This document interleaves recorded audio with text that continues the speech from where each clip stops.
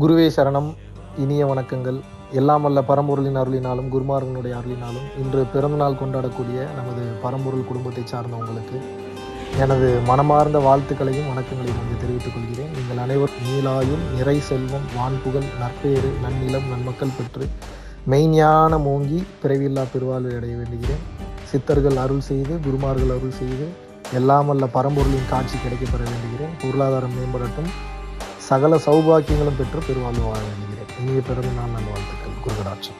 धर्म सेतु पालकं त्वधर्म मार्ग नाशकं कर्म पाश मोचकं सुशर्मदायकं विभुं स्वर्ण वर्ण शेष पाश शोभितांग मंडलं काशिकापुरादिनाथ काल भैरवं भजे रत्न पादुका प्रभाभिराम पाद युग्मकं नित्यमद्वितीयमिष्ट दैवतं